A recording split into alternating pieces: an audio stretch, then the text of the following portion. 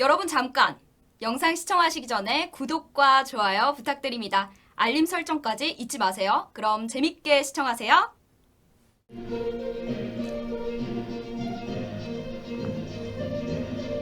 시청자 여러분 안녕하십니까? 신의 한 수의 유채린입니다.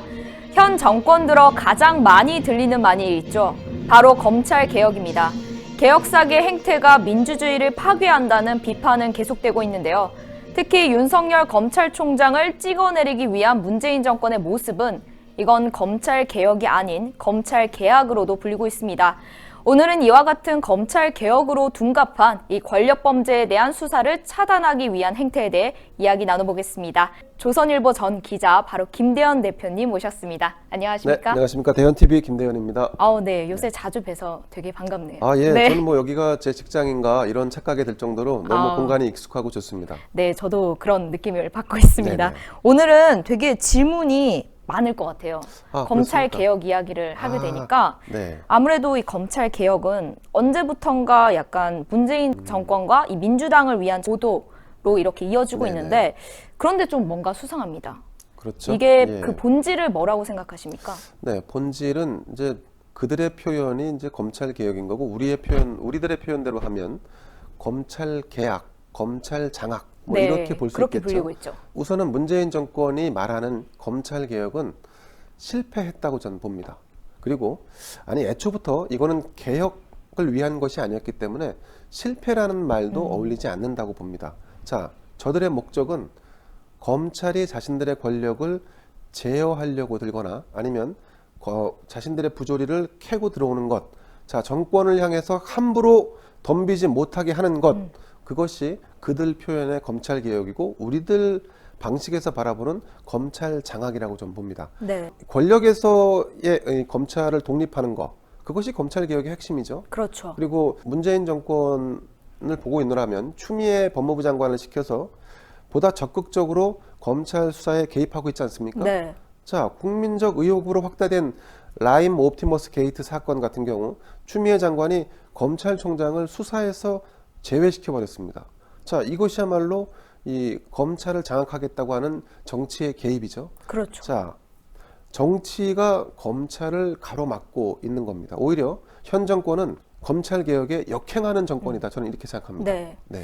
네. 그런가 하면 오늘 또 이낙연 민주당 대표가 또 어떤 발언으로 인해서 올랐는데 네네. 검찰의 월성 1호기 경제성 평가 조작 의혹 사건과 관련해서 네네. 검찰이 압수수색을 했습니다. 그런데 이에 대해서 검찰권 남용, 국정 흔들기라고 비판을 했습니다.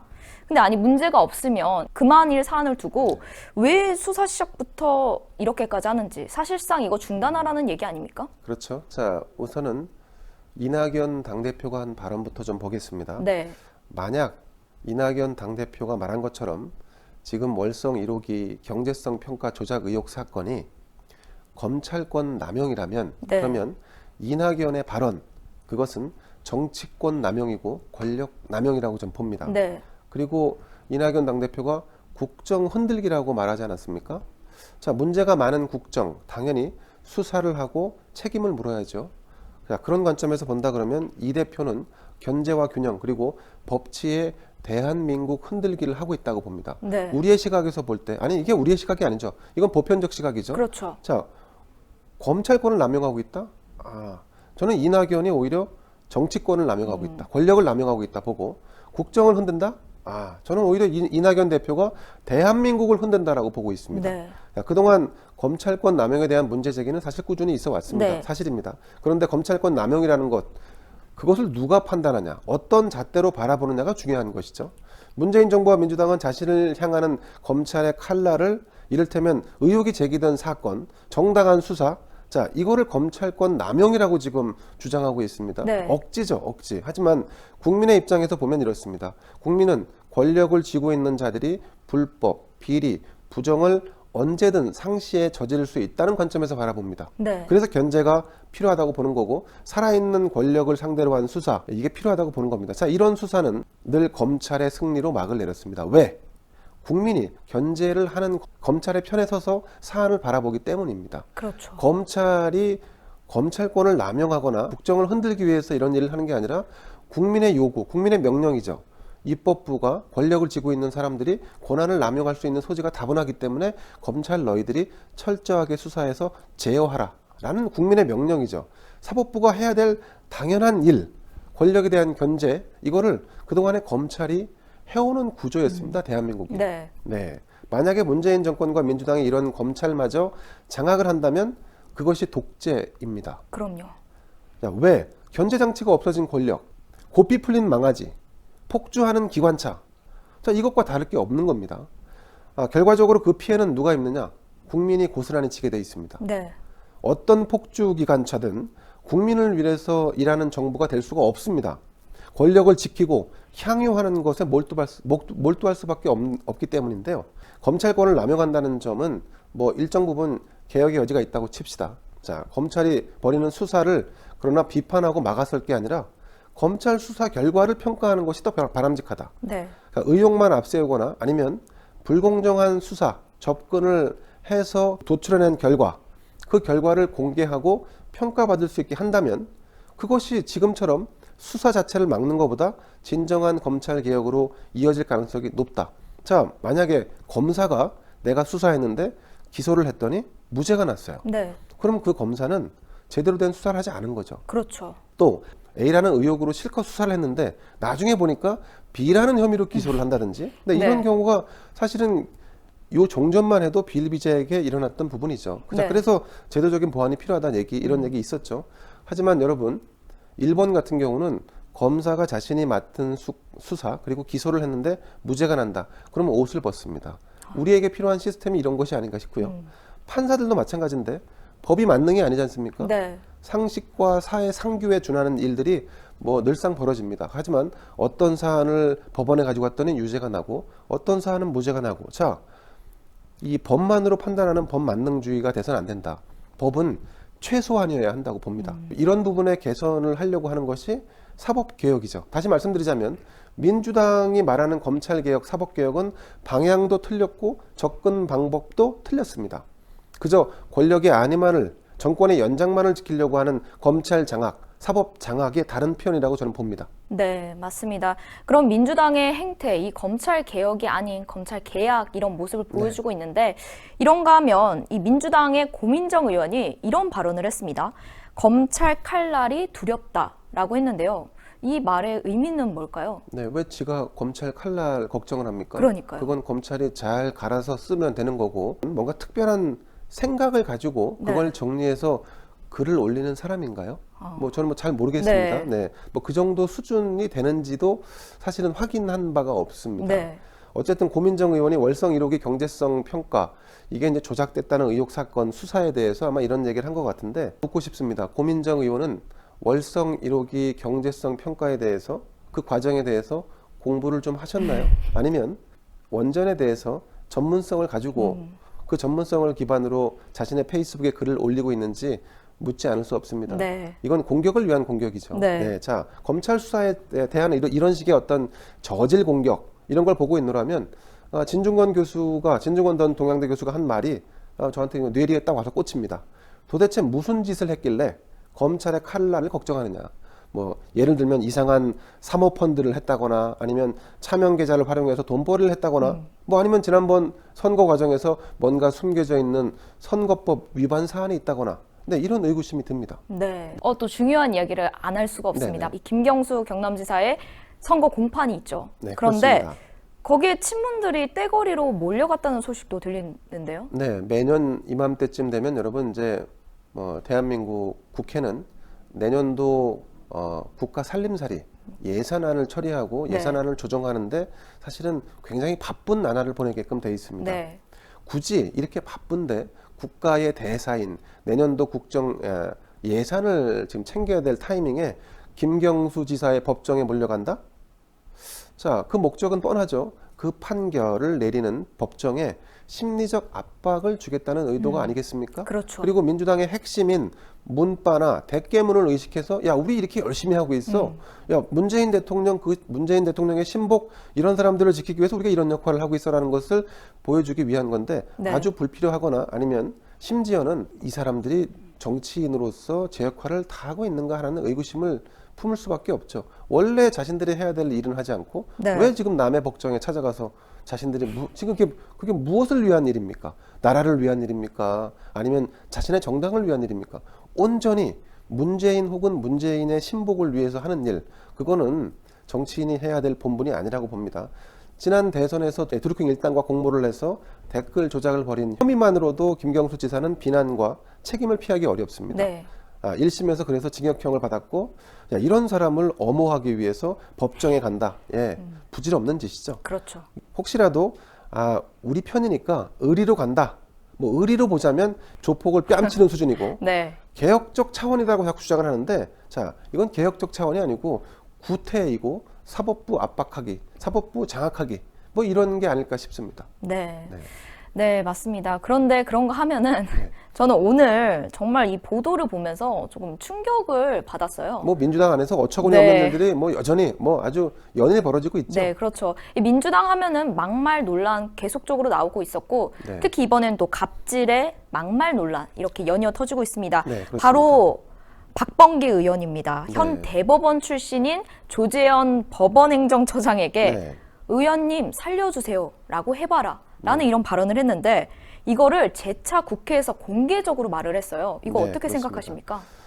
자, 우리가 무슨 뭐 막말하면 차명진 의원 뭐 얘기하고 하는데, 차명진 의원은 약과죠. 그렇죠.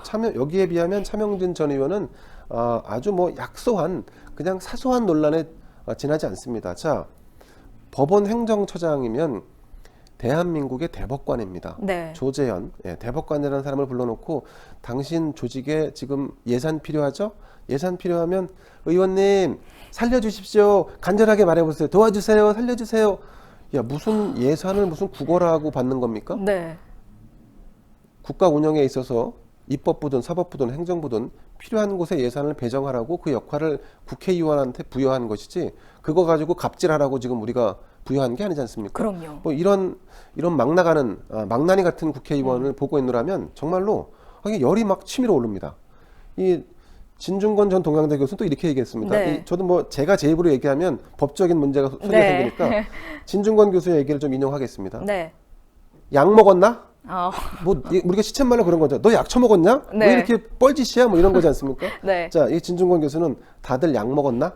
국민 혈세가 자기들 쌈짓돈인가? 뭐 이렇게 이제 일가를 했는데, 네. 저 이 말에 전적으로 공감합니다. 네. 사실은 여기서 한 발 더 나가서 이제 이들이 약을 먹을 시간이 아닌가? 음, 처방전에 따른 약을 먹어야 될 시간이 아닌가 싶은 그런 생각마저 네. 듭니다. 그러니까 이게 얼마나 어처구니 없는 막말입니까? 그럼요. 자, 법원행정처장 아까도 말씀드린 대로 조재현 대법관이 국회에 왔습니다. 왜 왔습니까?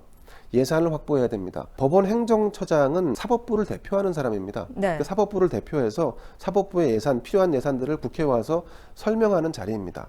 자, 11월 달은 좀 전에 말씀드렸다시피 예산 전쟁이 국회에서 벌어지는 이런 때입니다. 그러니까 네. 법원 행정처장도 와서 우리 내년도에 이러이러한 사업을 하니까 여기에 대해서 추가적으로 예산을 조금 더 주십시오. 확보할 수 있게 해주십시오. 그러면서 이 사업에 우리가 추진하려고 하는 정책 사업의 정당성, 이런 거를 설명하는 자리인데, 국회에 와서 고개 숙이고 애걸하고 복걸하고 이렇게 해서 예산을 가져가는 게 아니지 않습니까? 그럼요. 그런데 마치 이 박범계 민주당 의원이라는 사람은 예산 편성권을 갑질로 행사를 한 거예요. 그러면서 더 달라고 해주세요.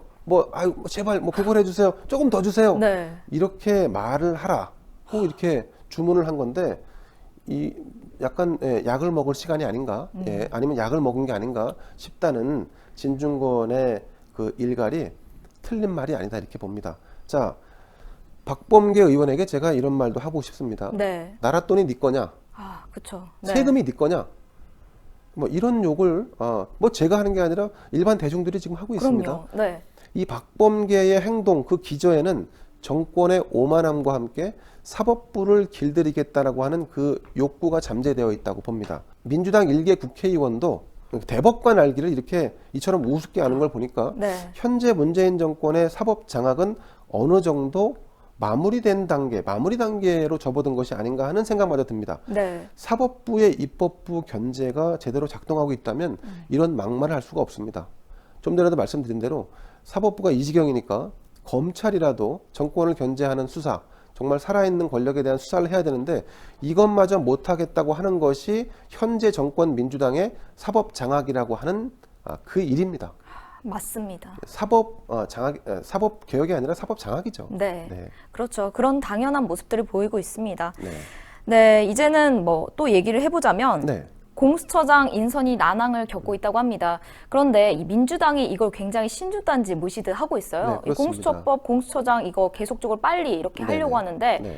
그런데 이게 검찰 개혁의 결과라고 말하고 있다면서요. 그렇습니다. 자, 검찰 장악이죠. 네. 검찰 장악을 위해서 공수처를 만들고 네. 공수처장을 임명하려고 지금 부단히 노력을 하고 있습니다. 그런데 여러분, 공수처장은 결과적으로 뭐 추천은 입법부, 사법부, 행정부가 뭐 고루 나눠서 추천위원을 두고 거기서 회의를 거쳐서 이제 추천을 합니다만 결과적으로는 대통령이 임명을 합니다. 자, 그 아래 또 일하는 사람들, 이 사람들을 민변 출신 변호사로 대거 거기를 채워 넣는다면 네. 그거는 뭐 이를테면 정권을 위한 호위대, 정권을 위한 새로운 수사본부가 아닌가 이런 생각이 듭니다. 네. 판사와 검사 그리고 뭐 국회의원, 장차관, 시도지사, 교육감 등을 이 공수처의 수사 대상으로 하고 있습니다. 하지만 공수처가 지금 가야 할 길이 멀다 이렇게 보는 게 이 정치적 수사 혹은 있으나 마나한 수사처라는 비판에 직면하게 될 공산이 좀 크다고 봅니다. 네. 공수처를 권력으로부터 독립된 수사처로 만들기 위해서는 그러면 여야가 합의하에 정말로 필요한 제도, 뒷받침할 수 있는 예산, 인력을 어떻게 구성할지 이런 것들을 철저하고 면밀하게 따져서 구성을 해야 되는데 네. 이게 시작부터 어떻게 됐습니까? 민주당 주도로, 민주당 독주로 계속 이어져 왔고 지금도 민주당에서는 빨리 공수처장을 임명할 수 있도록 문재인 대통령과 민주당에서 계속 야당을 압박하고 있습니다. 네. 자, 공수처라고 하는 새로운 부처를 만드는 것이 여러분 이게 시간의 문제입니까? 어떻게 하면 제대로 된 부처를 만들까? 이 부처가 혹시나 검찰하고 충돌하지 않을까? 아니면 사법부와 충돌하지 않을까? 아니면 심지어는 권력의 앞잡이 노릇을 하지 않을까? 이런 것들을 다 두루두루 살펴봐서 이 부처 생성에 부처를 만드는 데 있어서 정당성을 부여해야 합니다. 그런데 시간이 없다? 계속 밀어붙이고 만들어야 된다? 자, 그럼 그 서두르는 그 의도는 이 지금 현재 검찰을 견제 그리고 정권 연장의 꿈을 이루기 위한 도구로서 공수처를 바라보고 있는 것이 아닌가 하는 그 의구심이 들죠. 이 의구심을 해소하려면 방법은 있습니다. 네. 야당과 협조해서 야당이 요구하는 바, 또 지금 이 공수처를 만들 때 사법부도 그렇고 경찰도 그렇고 법안도 그렇고 심지어는 검찰도 여기에 대한 다 이견을 제기했습니다. 그러면 이 이견을 조율하는 과정, 그래야지만 이게 뜸을 들이고 해야지 맛있는 밥이 되지. 뜸도 안 들였는데 무조건 밥부터 퍼. 야, 먹을 준비부터 해. 예, 제대로 되겠습니까? 안 되죠. 네. 네, 맞습니다. 저희 이제 마지막 질문인데요. 정의당 김종철 대표가 네. 이렇게 발언을 했어요. 문재인 개혁 뭘 이뤘나? 민주당 부끄럽게 만들겠다라고 발언을 했는데 이건 또 무슨 의미인가요? 자, 여러분 굳이나 왜 우리 애국방송에서 정의당 같은 정당 좌파 네. 세력의 얘기를 하느냐? 예, 이걸 빌어서 말을 하려고 좀 다뤄봤습니다. 앞서 네. 우선 그 정의당의 김종철 대표라는 사람의 말은 옳은 얘기입니다. 문재인 정권이 뭐 개혁 계속 입만 열면 개혁을 떠들었는데 네. 실제로 달성한 결과적으로 만들어 놓은 개혁이라는 게 없습니다. 네. 그러니까 선언적으로 개혁만 외치고 있지 실제로는 자신들의 권력을 지키고 권한을 연장하는 거, 정권을 연장하는 거 외에는 아무것도 없습니다. 정치는 말이 앞서면 늘 뒤탈이 생기게 돼 있습니다. 그리고 후과가 따릅니다. 정권이라는 건, 권력이라는 건 유한한 거지 않습니까? 그렇죠. 기한이 정해져 있는 네. 거지 않습니까? 그런데 그 기한이 정해져 있는 안에 정말로 성과를 내지 못하면 나중에 결과적으로 해석을 할 때 결국 니들의 정권을 지키기 위해서 개혁이라는 것을 마치 요술방망이처럼 휘두르지 않았냐라고 하는 그런 비판에 직면하게 됩니다. 제가 개인적으로 찾아봐도 현 정권이 지난 뭐 3년 몇 개월 동안 이렇게 쭉 걸어오면서 눈에 띄게 뭐 개혁이라고 해서 결과를 만든 게 눈을 씻고 찾아봐도 없어요. 장악하려고 하는 것들만 네. 있죠. 자, 정의당 앞으로도 계속 이런 식으로 역할을 좀 해줬으면 좋겠습니다. 네. 진짜 찐 진보 정당이라면 민주당을 이념과 정책에서 저는 압도해야 한다고 봅니다. 자, 그런데 심상정 대표 시절에 어떻게 했습니까? 선거법 개정이라고 하는 달콤한 사과를 먹기 위해서 공수처 합의를 해줬죠. 네. 그런데 결국은 뭐예요? 남는 게 아무것도 없죠. 그럼요. 예, 기존의 그 양대 거대 정당들이 다 위성 정당을 만들어서 정의당이 자기들이 우세를 보일 것 같았던 총선에서 실제는 완전히 쪼그라들죠. 네. 예, 바보가 됐죠.